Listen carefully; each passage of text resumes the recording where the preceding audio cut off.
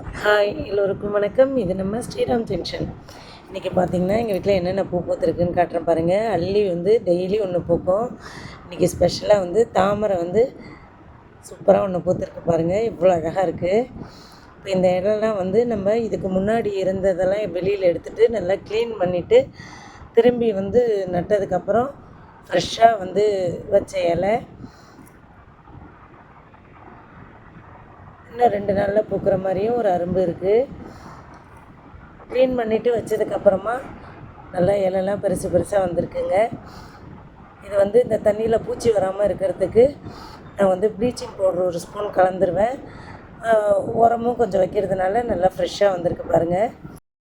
அடுத்ததாக பின்பக்கம் தோட்டத்தில் பாருங்கள், நல்லா வாழைத்தார் ஒன்று பழுக்கிற ஸ்டேஜில் விளைஞ்சிருக்கு. ஏலக்கின்னு சொல்லுவாங்க இல்லைங்களா, அந்த வாழைப்பழம் இது இன்னும் 1 வாரம் 10 நாளில் வந்து பழுக்கிற ஸ்டேஜில் இருக்குது.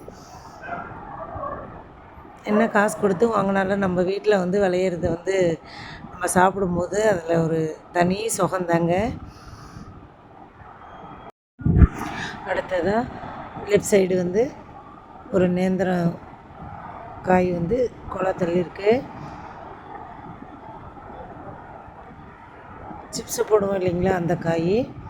இது வந்து நம்ம அதாவது மிளகா காய வச்சுட்டு அந்த விதையை கீழே போட்டதில் முளைச்சதுங்க. இங்கே பாருங்கள், இந்த சாமந்தி வந்து ஒரு 2-3 அரும்போடு தாங்க நான் வாங்கி வச்சேன் இந்த செடியை. இப்போ எவ்வளோ அரும்பு எடுத்து நல்லா பூத்துருக்கு பாருங்கள். நல்லா லைட் மெரூனு.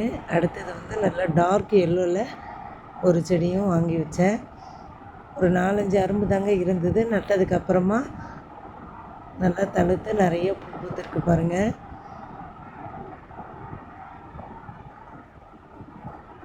இப்போ மற்ற பூ கூட சேர்த்து இந்த பூவையும் இன்றைக்கி பறித்து சாமிக்கு வைக்கணுங்க.